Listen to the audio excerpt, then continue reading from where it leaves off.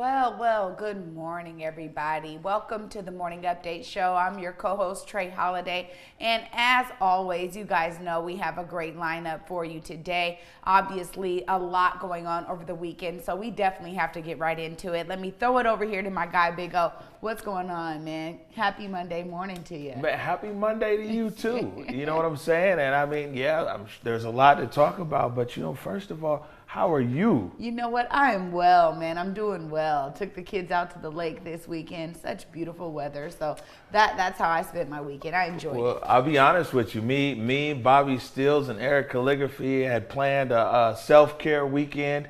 A few weeks ago, we thought that it was going to be kind of quiet this weekend, so we planned to get out of town and give that self-care that the viewers and everybody keeps talking about. It didn't quite work out that way, and actually I probably need more self-care now. right, I'm sure. But all's well that ends well right here on the set, you know what I'm saying? And it's even better because I feel like good just sitting here, but when you get on the set, I feel outstanding. Right on, man. I'm glad I could bring that energy to you, brother. You know what I mean? You bring the energy. There we go. You know what I'm saying? 100%. You know what I'm saying? And very happy to see you here. Yeah, me too. I'm glad you guys made it through this weekend, man. I was hearing all of the chatter, man, over the airwaves, man. I'm like, oh, I know my guys are okay, man. I'm glad you guys are all right. I'm glad you made it through. Yeah, man. I'm just glad my mama wasn't watching live. She saw a little bit of what was happening. Sometimes it can definitely look a lot scarier over the stream than, because people aren't there and they're like, what's going on and this and that. But, right here, you know what I'm saying? Big Jake's over there. He's got a what's it called? They said it's a 40 millimeter sponge tip, something.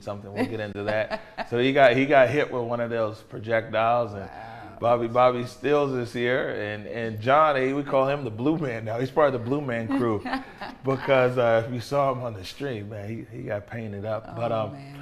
Let's jump into the news. Yeah. To our headlines. So, I mean, the first thing is a lot of people in Seattle, they're definitely looking forward to this, is there's a heat advisory. You know what I'm saying? And we want to bring that up because, the morning show started as a platform to speak directly to especially to the elders and people in our community. So we want to remind, especially all the elders out there, that this is a heat advisory, 88 today, 90s this week. Make sure that you hydrate. Make sure that you're drinking lots of water and that you stay in a cool place because it's going to be very hot. You know what I'm saying? It was hot for us this weekend, but it's gonna be hot. The weather is gonna be hot this week.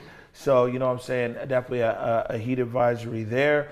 You know what I'm saying? I know you're in contact with a lot of elders and elder groups, so pass that information along. And it's also one of the things too is for them to try to get out, just walk around, even because if they stay inside and they don't have great ventilation, it's good to get out a little bit too. So that's what I've been trying to make sure people understand. Don't be cooped up to where and be in there hot. Make sure you get out, get some fresh air too, or get some good circulation in your house. COVID presents a new challenge because it's a lot of homes in Seattle that don't have AC just by the nature of the weather pattern here. And this time of year when it gets really hot, people will go to a local restaurant and sit in a restaurant and cool off, you know what I'm saying, or things like that. Go to a local coffee shop, juice bar, ice cream place. But there's no indoor seating space. This heat advisory, we want to make sure and let people know. It's like, we need to think in advance on that because before you might just go somewhere that's cold and kind of hang out if you don't have AC. So I want to remind everybody to please stay hydrated. Today is also the last day to register to vote online. You know what I'm saying? So if you haven't registered to vote, make sure that you get online and go do that. After today, you have to go and register in person, right? We know that might be a little bit harder of a process, especially now. Well, and especially with a heat advisory. Right, yeah. You know what I'm saying? So if at all possible, you want to go and do that. We'll see. We'll put the link up. I think Herb Vote sent us a link. We might be able to put that in the comments and then somewhere else where people, if you want to go and register to vote online. Next is Mary's Place. You can go and put this clip up here.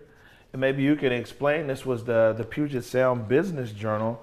You can go ahead and There you go. Yeah. So it says Mary's Place vacates shelter after Africa Town demands central area property. And so I know a little backstory on this, and I'm sure that you can probably expand upon it a little bit more.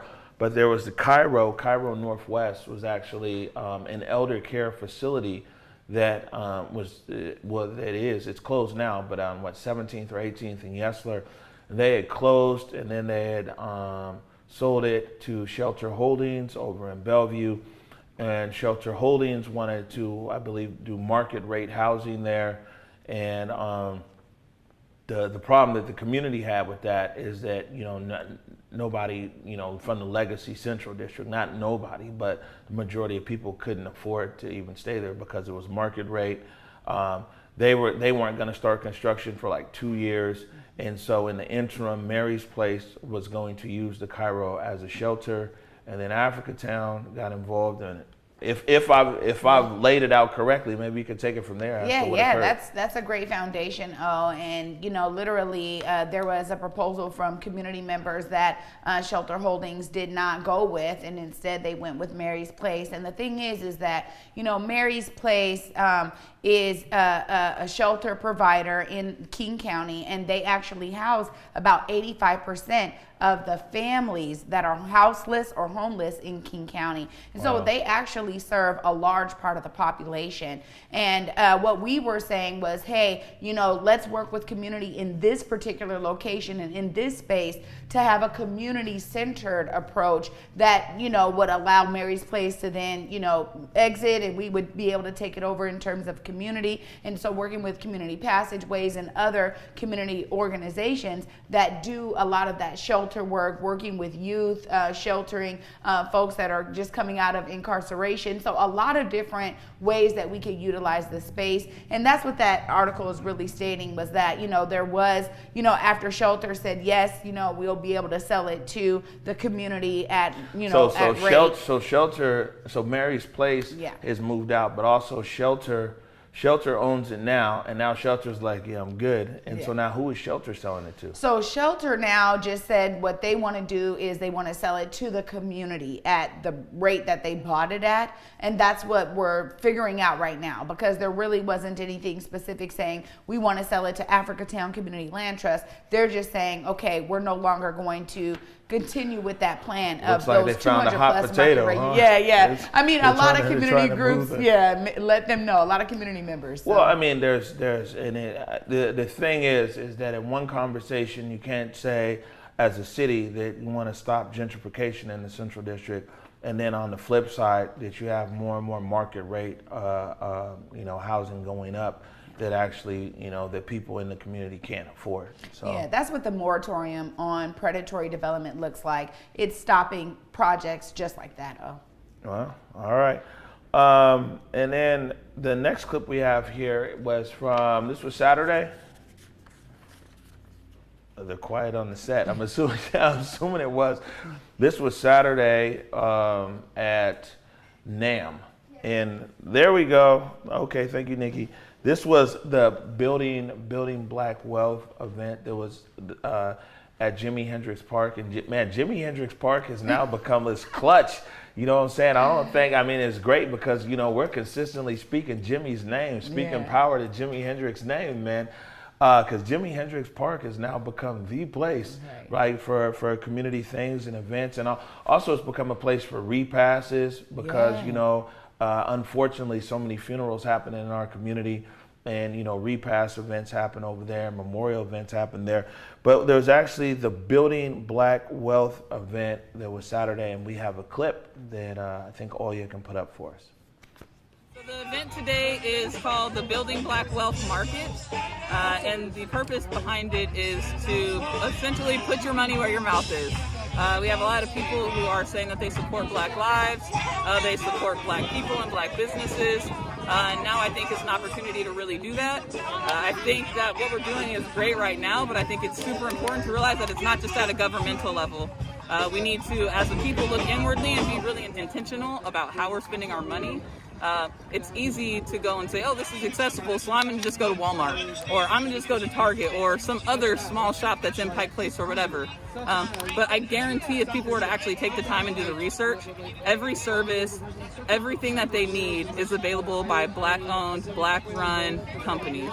And I think that it's super important that we're really intentional right now about building wealth in the Black community, because we've seen historically that those efforts have constantly been literally stomped by outside forces, right? And I know one people talk about a lot now is Black Wall Street, Seneca Park, and a lot of different situations. So now it's an opportunity for people to really get behind supporting Black businesses.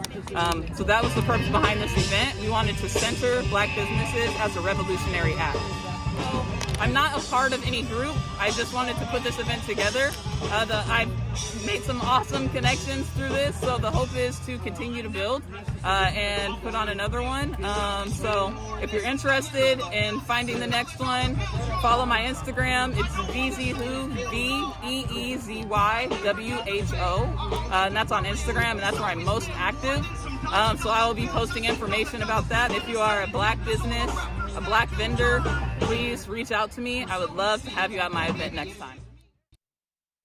All right, so you know what I'm saying? It's building Black businesses out there at Jimi Hendrix Park and bringing awareness. I mean, right now, during COVID, I mean, all businesses everywhere being hit, but, especially there in the Black community. So it's good to be able to see, a space where a lot of the small businesses and small vendors could, share sell their wares, so to speak. Huh? Yeah, that's one of the flip sides that we've seen to the protest movement and COVID, right? COVID shut down all of the festivals, and the protests and marches have really been bringing a lot of that activity back out to the parks. So seeing vendors set up, being able to shop at these local spots is super dope. Yeah, no, I mean, it's very important. We're going to take a short break right now. When we come back, we're going to dive into this protest coverage, man. You know what I'm saying? It's a dive, too, believe me. We'll be right back. You're watching the Morning Update Show.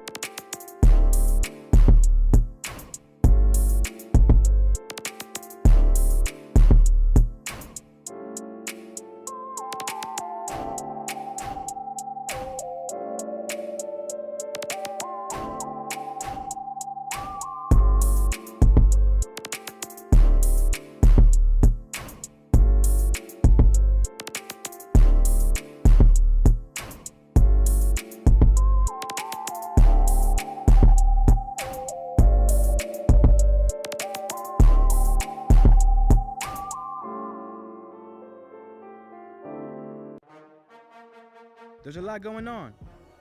Are you ready? Ready to feel better, look better, be better? Drink water. Be ready for a pickup game. Insta-frame to work hard towards your aim? Drink water. Hydrate. Hydrate to invest in yourself. Cut down on sugar. Invest in your health. Imagine the possibilities and reach your potential. Who knows what's next? Be ready. Be hydrated.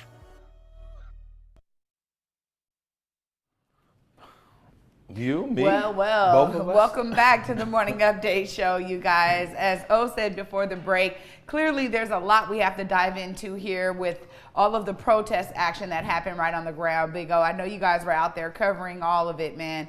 Let's dive in, man. Glad you're here today. Man, glad I'm here too. I'll be honest with you. It's, when we're out there streaming, it was, altogether it's like eight hours plus on streaming, and then tweeting and this and that. So it's about 10 plus hours altogether of coverage. And so people see me, but Bobby Stills out there, Jake, John, you know what I'm saying? So the whole team, Wow. we went through it. But you know what I'm saying, this Saturday saw like, the youth jail area caught on fire, or set on fire. A Starbucks over on 12th Avenue, then over here at the East Precinct, flash some kind of whatever device busted out a window. Then we saw interaction with the police, and this was a lot, you know what I'm saying? All the way around. There's some people, what's crazy is like, some people are like, well, it's a Starbucks, it's people put property in front of whatever, but there's an apartment building above the Starbucks. Big Mama and them live up there, you know what I'm saying? It's like, it's crazy. And then as far as the police side, we'll get into that. Is that flashbang still over there? There's a munition over there? So, you had, and as usual, and the way that this all breaks down, thank you. The way that this all breaks down is that it's like, as we've seen time and again, you know what I'm saying? There's a very small element, very small element out of the protesters. They go and just do some craziness. Mm-hmm. You know what I'm saying? And then, you know what I'm saying, when it comes frontline with the police, a lot of those people disappear, and then the peaceful people get the shit beat out of them. You know what I'm saying? It's just, it happens every time. You see what I'm saying? And it's like, it's wild. And like, when we say that, setting fire, and the thing is, Eric, a lot of people might have seen last Sunday that it was another Starbucks that had an apartment above it. But Eric Calligraphy came in there and was like, yo, man, you know what I'm saying? What are you guys doing? You know what I'm saying? People live here. And the Starbucks over there, it's people live there. And the crazy thing is about Capitol Hill is that a lot of these buildings, and we stopped one time over 12th Avenue Arts. 12th Avenue Arts is one, it's affordable housing. Two, that's the home of Capitol Hill Housing. Capitol Hill Housing has over 50 buildings of affordable housing for poor people. You know what I'm saying? Right. That's their office right there. They provide affordable housing for poor people. We also got some staff that live over there too. You know what I'm saying? And I'm usually real cool about it and mild-mannered and everything. But it's like, man, this is not all right. You know what I'm saying? Another thing that isn't all right, keeping it going, is this right here. You know what I'm saying? It says on here, these things are supposed to be thrown at like 30 feet or something like this. This is a blast ball grenade. And we saw on the flip side of this, man, these things are coming in 5, 6 feet. You know what I'm saying? Coming in at people's heads and everything else. It's wild. You know what I'm saying? And I think there's more than both sides about this. Fine. I think there's more than both sides around a conversation. People are like, oh, it's both sides of this and that, everything else. But I'm like, man, I'm always going to call what's wrong. You know what I'm saying? As I see it. And you know what I'm saying? Setting fire to a building where people live is not okay. And if you're one of the people who are like, oh, property, whatever, get off our platform. Yeah. You don't have to watch no more. You know what I'm saying? Go find you another channel. That could have been, man, my daughter right now is looking for apartments on Capitol Hill. You know what I'm saying? That could have been somewhere my daughter, one of her friends live, and the building burned up. So you know what? If you're that extreme where life doesn't matter, and on the flip side of this, if you're okay with throwing blast balls at people's heads, man, if you're okay with both, get off our platform. There's a space for you somewhere. But you know what? I'm staying in the lane of humanity. That's where I'm staying at. I'm staying in the lane of humanity. And we're going to call what's wrong, and we're going to call what's right. You know what I'm saying? Man, 100%. And like I said, it's not all right. man, somebody bring that shit to where my mama live, we gonna be in the streets. I done said that before. You know what I'm saying? Capitol Hill just a different neighborhood. You come and try to burn down the Liberty Bank building, set something on fire over there and see what happens. You know what I'm saying? Yeah. It ain't gonna be no ifs, ands, or buts, and we ain't gonna have to wait for the police because we're gonna be in the streets on you. And you know what I'm saying? And because that matters. It really does. You feel me? It really does. And one of the things that people have to realize too, man, Capitol Hill is also home to a lot of students. So it's not just about,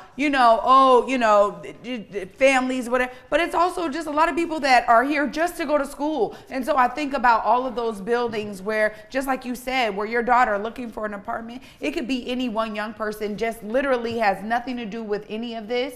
And then they get, they get into the mix of it just because somebody's upset in that regard. It's not okay. I said, Capitol Hill housing's right there. 50 buildings. There 50 buildings for poor people in Seattle. That's who's housed over there. They meant 50 buildings for poor people. So I'm just saying, it's like, man, all of this, again, if you don't have no space for humanity on either side of this issue, if you're like, man, it doesn't matter what burns down, or it doesn't matter if I put mace all the way in somebody's eye or whatever, and if you're so extreme that, you know what I'm saying, that you missed out on that, then it's like, man, it's crazy, And I've just been updated by the staff that CHH has remixed to what Community Roots Housing. Yeah, they just changed the reason behind it is they've been so successful in providing affordable housing across Seattle, that their footprint is much larger than Capitol Hill now. Correct. You know what I'm saying? CHH is our Community Roots Housing. Yeah. Is providing housing in the Central District, downtown, all over Seattle. And that's their office right there. Yeah, and they just changed their name, and you're so right about that. We work with them often, and literally they spread way beyond Capitol Hill. And so that seems like a very, that they had to take away. Folks thought they were only working in Capitol Hill, but you're right, they're all over Seattle. Yeah, and I'm not, I'm one of those people who every day, what I'm saying, and people who've been following us for a while, I'm one of them people that every day I press reset. You know what I'm saying? At midnight, I wake up positive and optimistic. People like, man, why aren't you, hot about this, hot about that? I'm like, man, you know what? Everybody, God gave them a gift, and my gift is just resiliency. You know what I'm saying? And I've seen a lot and done a lot. And imagine, we couldn't do this job if we wore it all on our sleeves. You know what I'm saying? Come midnight, I wake up, I'm like, man, God is good. I'm awake, let's go capture the day. I'm not carrying whatever from yesterday with me. You know what I'm saying? Yeah, and that's so true, man. And literally, that's the spirit you got to have when you're doing certain types of work. I know it's the same for me in community work. It's like, fighting for something that's so much greater than myself. Every day I have to take that same message in with me. So I feel you on that one, bro. All right. So yeah, it's not okay to set fire to places where people live. Again, and if you disagree with me, if your view is all the way there that it is okay, man, there's a million different streams out there. You're more than welcome to view those. Moving on here now to, what's this, clip number? Oh, okay, so here's what we did. Now, on the police side, you know what I'm saying? I mean, people followed our stream. You saw it there. You see it for yourself. We reached out to the Seattle Police Department, to the PIO, the Public Information Officer, because we ourselves had a lot of questions. John got painted all blue. You know what I'm saying? We got painted blue as well, and some other, I think, orange of all the different mace and pepper sprays and everything else. And there was a lot of stuff circulating around as to what it is. So we went directly to the Seattle Police Department and said, man, what is it that's being sprayed? You can pull this one up right here. Unfortunately, I don't have the copy in front of me. So I'm going to move right over here real quick. We'll read it off the big board.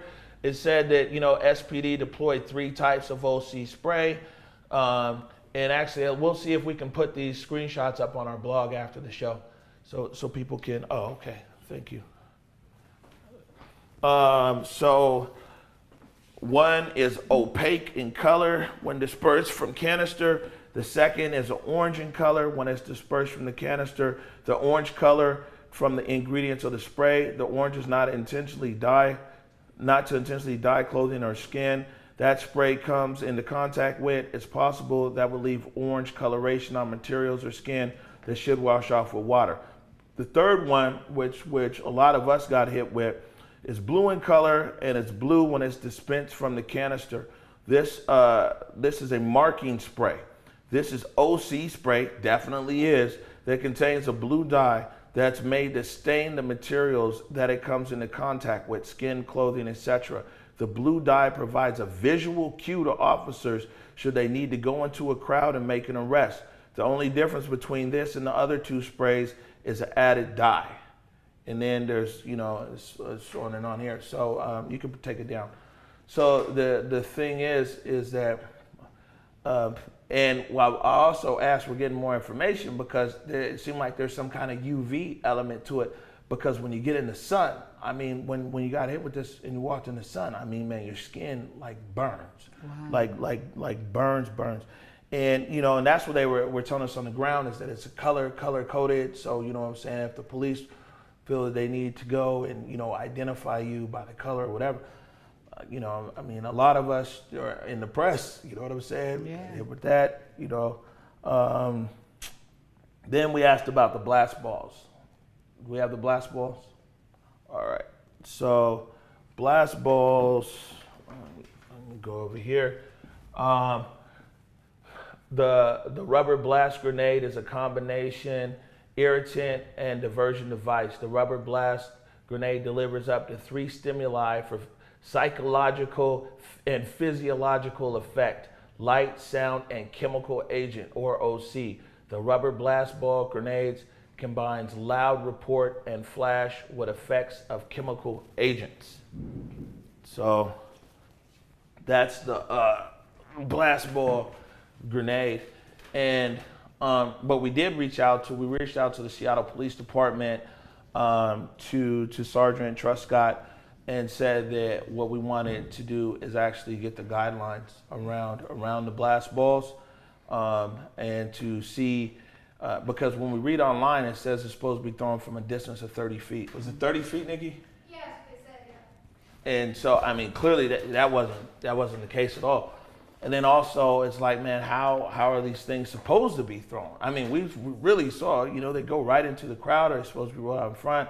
I don't know. And then, whatever the training and certification is on that. So we'll leave that space open, for the SPD to come back to us. They weren't able to get us the information before going on air today. And so, but we did reach out to them on that. And then actually, it looks like we have some photos here. So we'll go through these photos.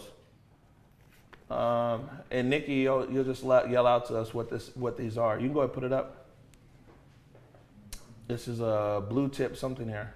Oh, so that's the rubber bullet, or the colloquially. This is the sponge tip 40 millimeter. The rubber bullet. And what's she this? says. Sorry. And then the next one, that is actually the case that the flash. That's a case for the flashbang? Yeah. Okay, for the blast ball, that's the case right there. Yeah. All right. And so this is the actual blast ball with the pepper inside that they launch out of the grenade-looking launcher. So that's the blast ball, she said, with the pepper inside that they launch out of the grenade launcher. Right, and it's the SWAT. Is it just these three photos? Mm-hmm. Okay, and for people who aren't out there, so it's you have your officers, your patrol officers, or officer on the street. These weapons right here, the special weapons, or less than lethal munitions, are managed by SWAT. And it's actually what it stands for: Special Weapons and Tactics. Is SWAT. And if you've been out there, there's a lot of big devices that they have. Let's see here. We've got a video, and this is really good. And I think that most people find we don't really go back through our stream and pull out stuff. It's very rare that we do that, and didn't want to do that today. But our producer was sitting up on the roof, and this is about a minute of just what the scene was. And this is good too, because some people watch me on the stream. I have my commentary, you know what I'm saying, it's this or that. It's always good to be able to see the footage without any commentary or anything else, just how it's shot, you know what I'm saying? looking down. So we'll go ahead and put that up all you.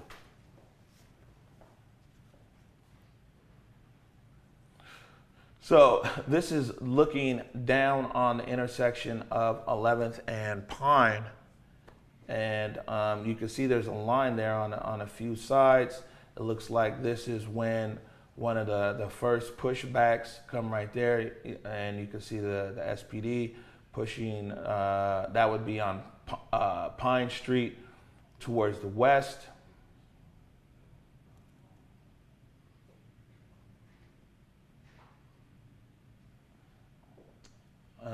More interaction. Looks like they were able to zoom in here.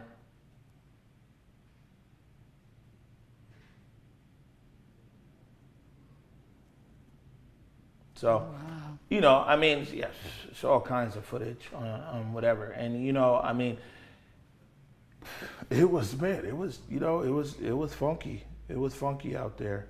And, you know, one of the other things, we're going to skip that other clip that we talked about, Nikki.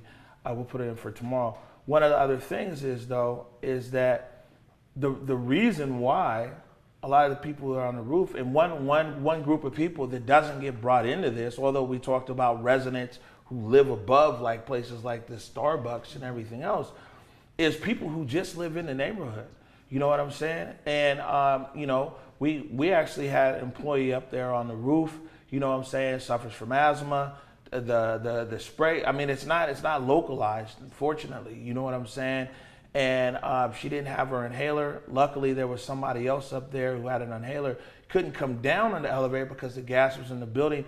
I think the one thing that people don't think about is the actual residents. People talk about the protesters, they talk about the police. People don't talk about the people who live here, you know what I'm saying? And on the stream, though, you found quite a lot, you know what I'm saying? There was people who were just like, hey, look, you know what I'm saying? I mean, there were people who were going off on the protesters, you know what I'm saying? And there was people who were going off on the police, you know, or just residents who were like, man, you know what? Either way, we just live here. Also wanted to address another thing here, is media, right? And you know, I'm not gonna go. I see that a lot of our footage is you know, all over the place or whatever. And Converge, you know what I'm saying, for the most part, you know, we've never wanted to make it about us. You know, I mean, the stream is just the stream. But you see, I wake up the next morning, I'm like, man, you know what I'm saying? Stuff happens or whatever. And, you know, I mean, I think that there's probably gonna be, you know, some repercussions or follow-up or noise. You know, I mean, one thing that we did see is that at least early on over there, that all of the press definitely tried to stay together, stick together, identify themselves as press, listen to every command that was given and everything else. But like, so here's the thing is they're like, man, you know, from the press side, from the media side, I mean, man, we got hammered, 100%. But then, you know what I'm saying? There's also, you know, one of our colleagues that works at one of the broadcast stations here, you know what I'm saying, who was attacked by protesters, you know? And so it's like, it's a crazy, and this individual is somebody who's really, when we talk about day one coverage, been out here trying to give a voice and everything else. And, you know, that person was attacked. You know what I'm saying? So it's like, if you're the media, you sit out here, you're like, damn, you know what I'm saying? You get flashbanged, you get pepper sprayed. If you're like Jake, you get hit with a rubber bullet, you get pushed with a baton, and on the other side, you know what I'm saying? You get you got a news professional here, a very seasoned news professional, worked internationally, nationally, right here, you know, want to be on the ground, want to talk to people on the ground level, been out here, who gets attacked on the protest side. And so it's, man, you know what I'm saying? So the media, we sit out here and it's just like, damn, you know, and it's crazy because you'll get some people who are watching the stream. They're like, oh, you know, these guys, they're not showing this or that. But then when the stream shows something that they like, then it's like, man, you know what I'm saying? We love the stream. Or if it shows whatever. And that's why, you know, we just kind of streaming everything unedited, 4 hours long, you know what I'm saying, is the best thing that that I think that we could do, because it's just unedited. People can turn off the sound, they can turn off my voice, and they can they can see for themselves and make their own decision. Well, I think that that's one of the best things about live streaming that we've seen in this, especially I think in this protest era, is really just allowing the story to tell itself. You know what I mean? When you just have, your camera up there, you're just live streaming, you're just capturing what's going on. It really does allow the people to make a decision for themselves about kind of where they stand in this entire issue. I think there's a lot of people that are, trying to figure out the people are always trying to figure out who's to blame here, and I don't think that's the right thinking. I think sometimes it's not as black and white as we would seem, as it seems. There's a lot of gray area here, so it's hard to say, and I'm glad that the stream can just tell the story by just sharing it. Exactly, and so then there's actually a few things. I just thought of this. You know what I'm saying? I mean, because if I'm ever wrong on something, I'm wrong quite a lot.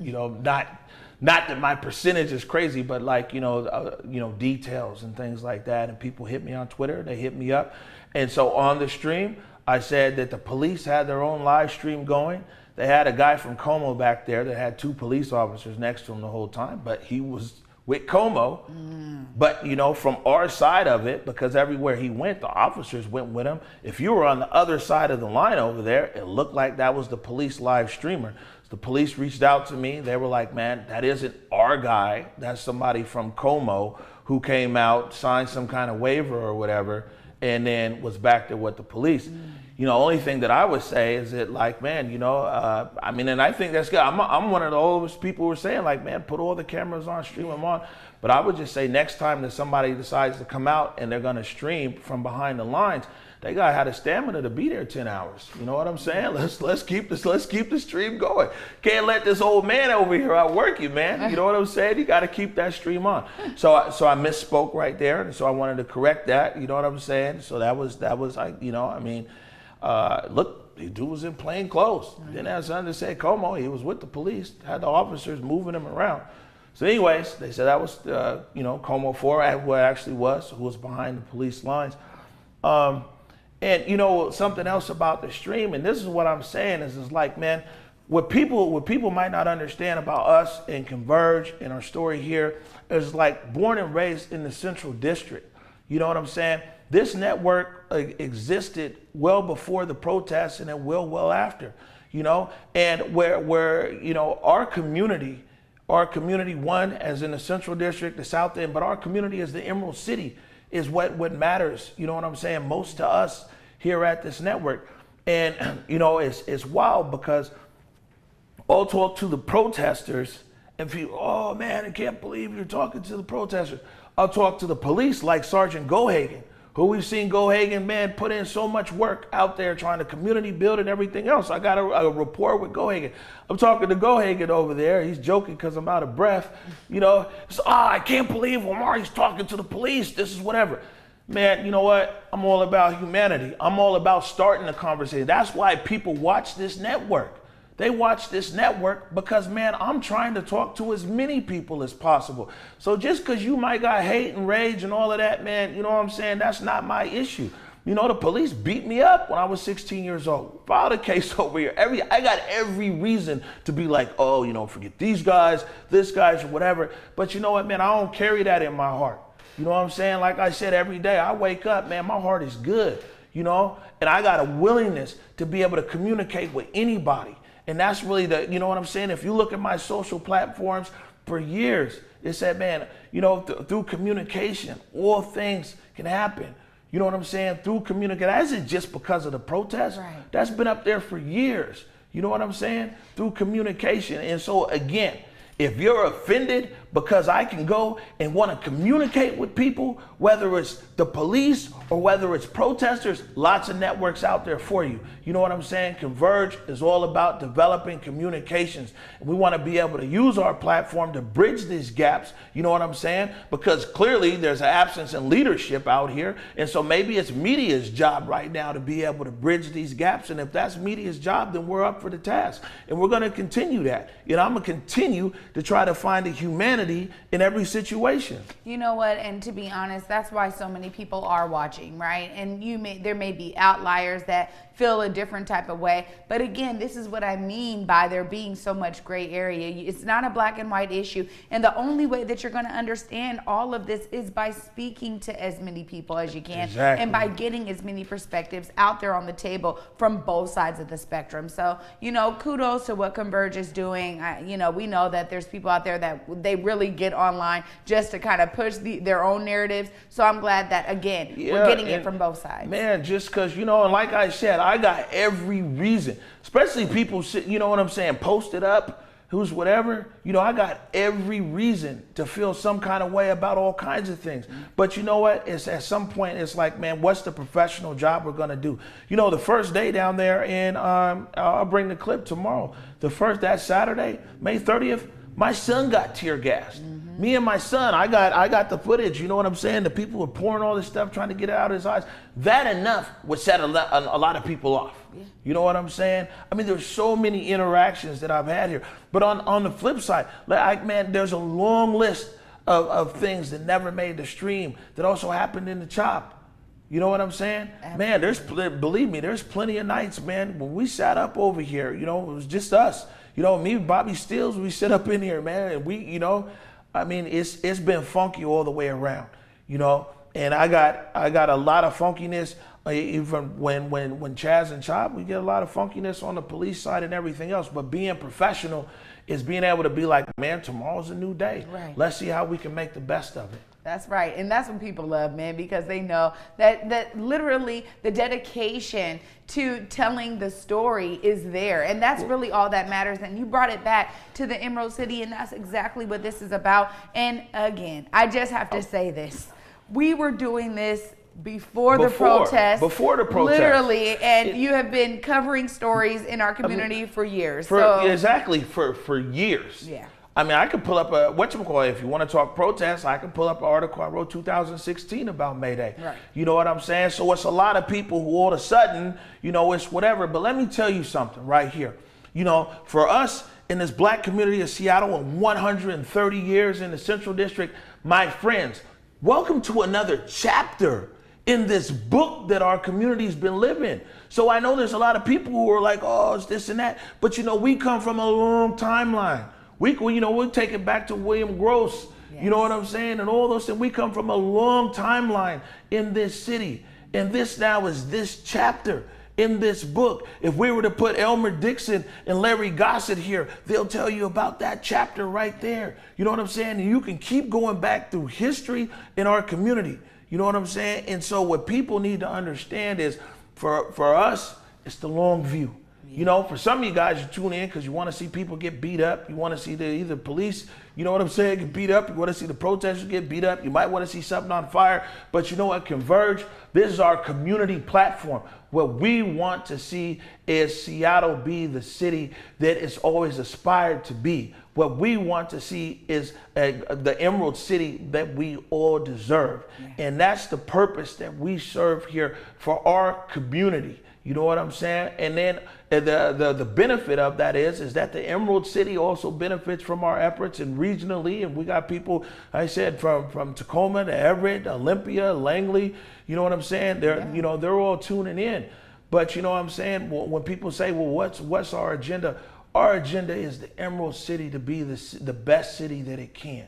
You know, and so, I mean, and that's why we're not trying to do any gotcha. That's why it's long format. You know what I'm saying? 4 hours. You guys decide for yourselves. Right. But Triana, this has also brought up something here that it was May 29th was the first, I guess you could say, protest. And that was before that Saturday. Mm-hmm. It's now, what day is it, guys? You know, I'm losing count. The 27th.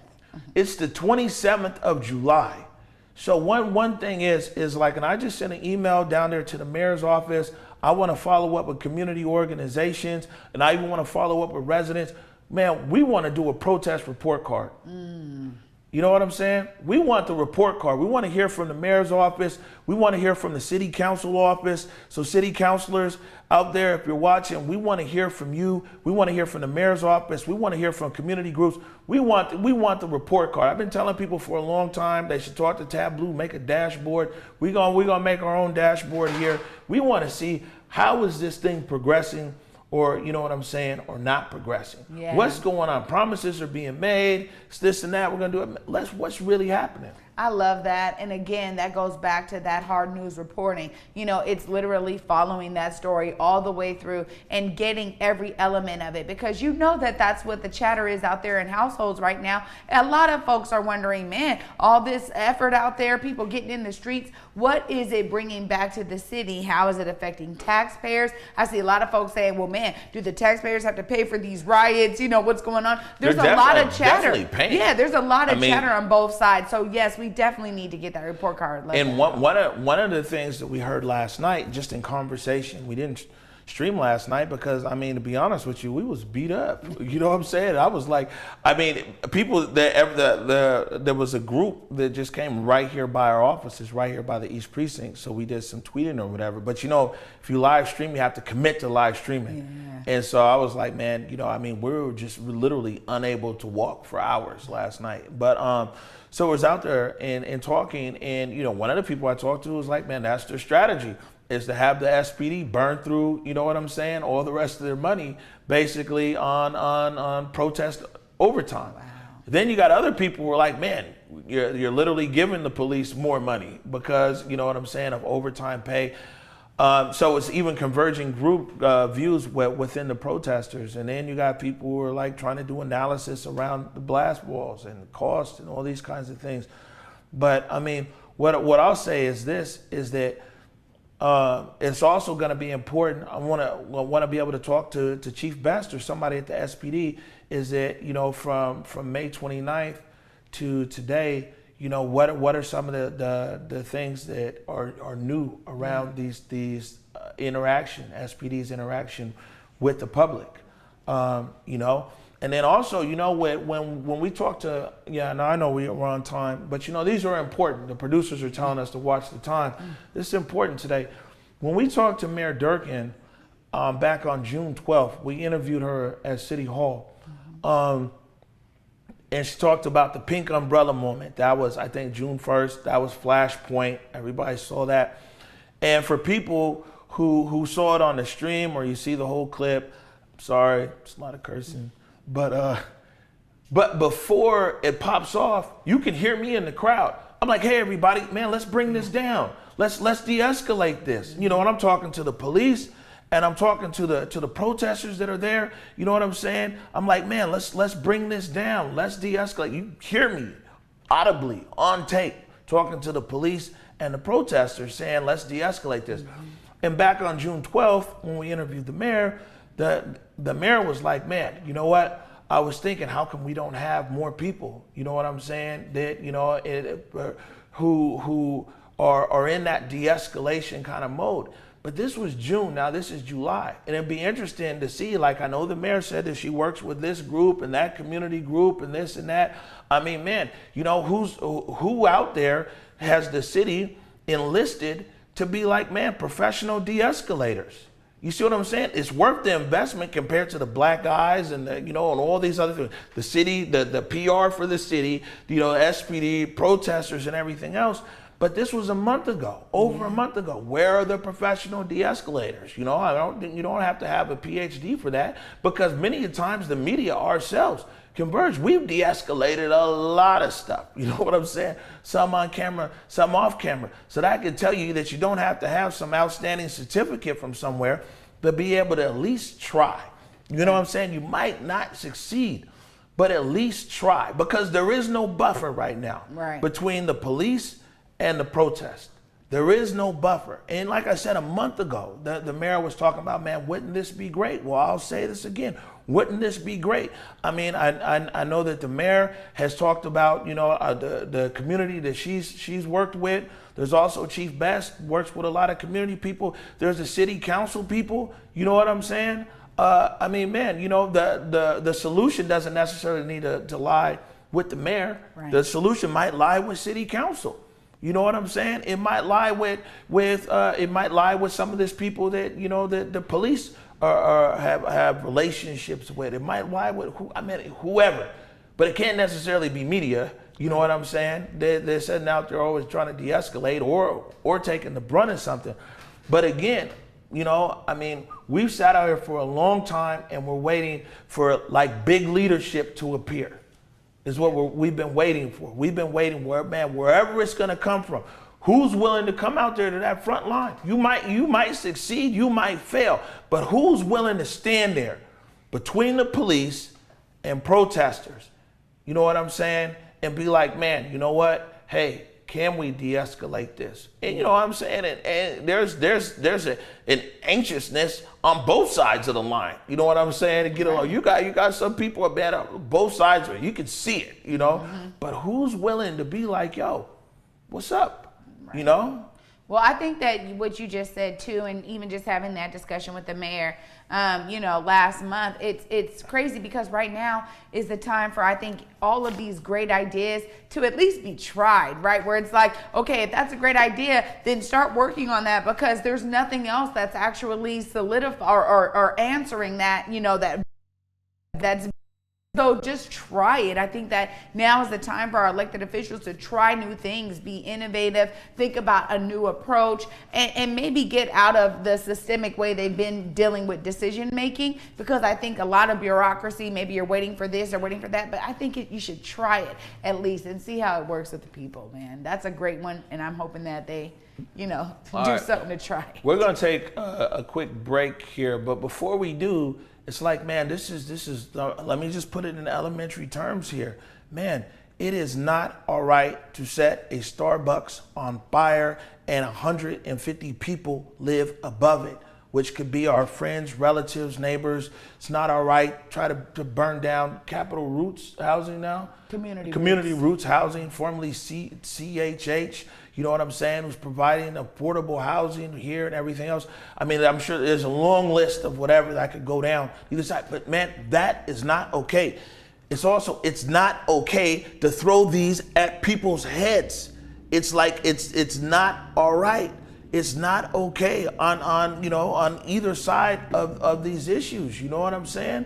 And so, like I said, man, we're gonna continue to spark conversations on all sides of this issue, because that's what we do. That's what we're here for. And we from the CD. You know what I'm saying? And can you go to a wide, please? Oh yeah. We from the CD. We went to Garfield High School. Right. And I'll be honest with you. You know what I'm saying? If you don't like our coverage, you can CD or see me. We're going to go to break. We'll be right back honoring John Lewis.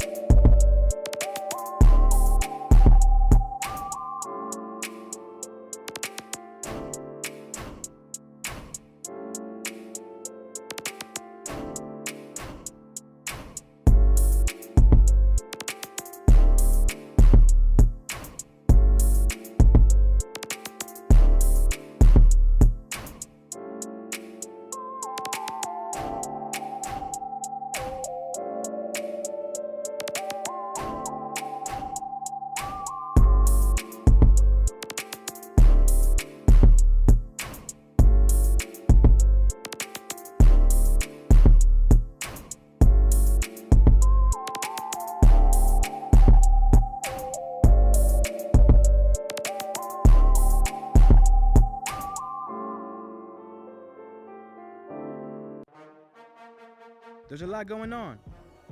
Are you ready? Ready to feel better, look better, be better? Drink water. Be ready for a pickup game. Insta-frame to work hard towards your aim? Drink water. Hydrate. Hydrate to invest in yourself. Cut down on sugar. Invest in your health.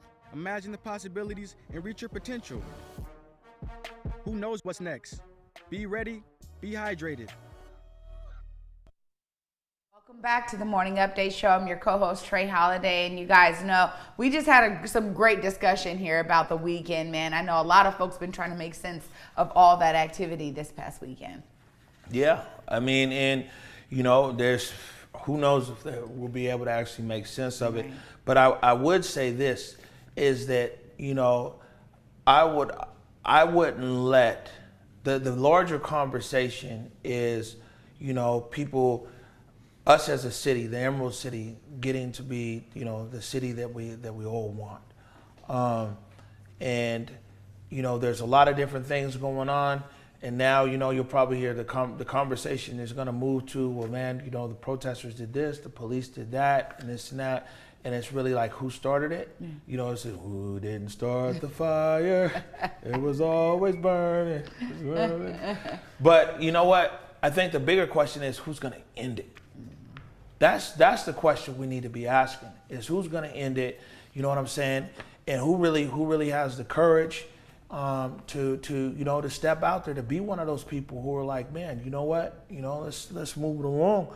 And that's what I'm saying is that we want to hold everybody accountable. We want to talk to the mayor's office, see what's happening there. City council members, if you've been doing something, man, you know what I'm saying? We want to talk to you and figure it out. We want to follow up with Chief Best's office and see, like, man, you know, what's going on her reimagination that's going on there. We want to talk to community groups. You know, are you still out there pushing for it? What have you been doing outside of putting your demands out there? What else have you been doing on the ground? There's some community groups in the last 60 days that have, you know, continue to make progress in their lane. There's some people that are, you know what I'm saying, press release gangsters. You know what I'm saying? They just send out press releases, but like, what tangible work have you been doing on the ground? Everybody needs to be held accountable. You know what I'm saying? I mean, even us, our media and everything else. I mean, people, they have a direct access to us.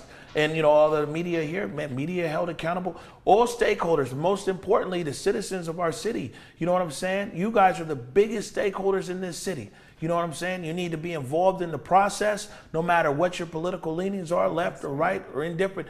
You have to be involved in this process in our city. You are the biggest stakeholder. You know, you can't outsource it. Before we get out of here, man, my mom called me this morning, you know what I'm saying, in tears. And I'm like, you know, of course, I'm like, Mom, what's wrong? And she was talking about Representative John Lewis.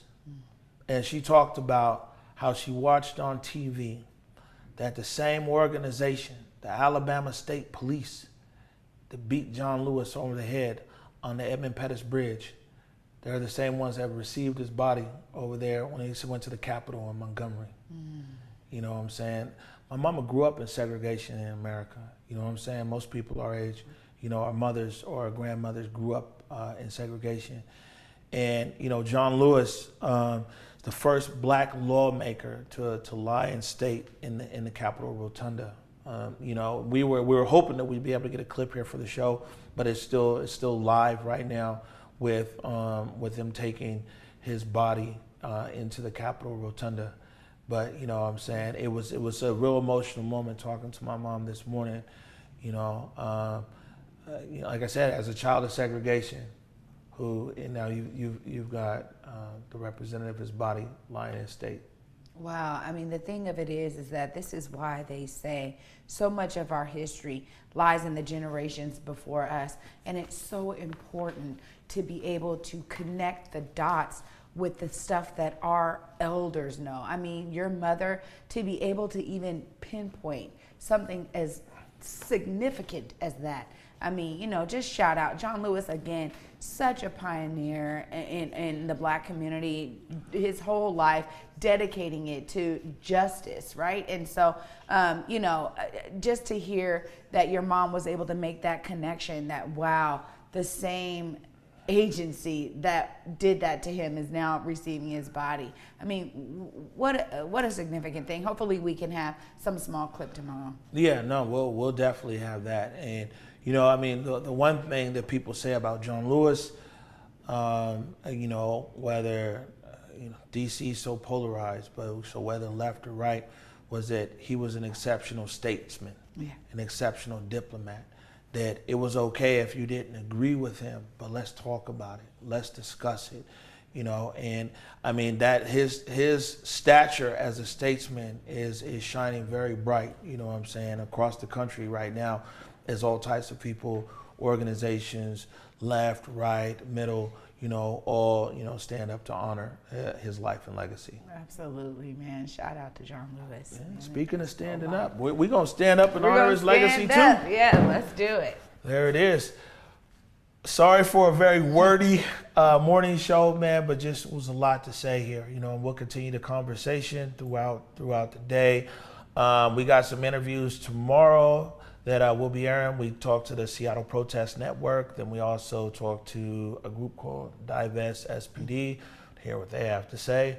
We recorded that. We got some podcasts, some new episodes that'll be coming out here soon. Man, it's just a lot of stuff. Yeah, good content. Yeah, I mean, hopefully it won't have to go live anytime. I don't know if I can keep up with the youngsters, man. You know what I'm saying? Any last words? No, man, I'm happy to get this week going, man. What a great, beautiful day it is today. Yeah, let's do it. And just remember, there is a heat advisory. You know what I'm saying? So you yourself make sure and stay hydrated. If you have any elders or people that the heat might impact, make sure and check on them. COVID, there's a lot of places that people used to go to just cool down that are closed. You know what I'm saying? Let's make sure and look after each other in this hot weather out here. Absolutely. Yeah, and till tomorrow at 11 a.m., thank you for joining us. Peace. Peace. Lift every voice and sing till earth in heaven ring with the harmonies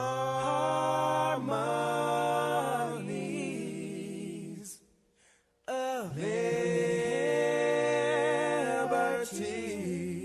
Let our rejoicing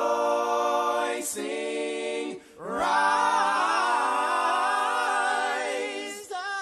as the listening skies. Let it resound loud as the rolling sea.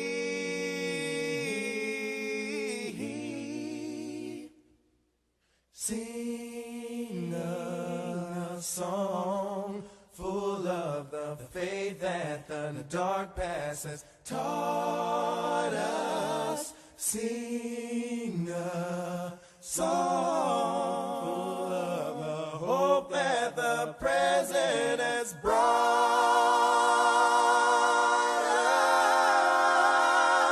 us.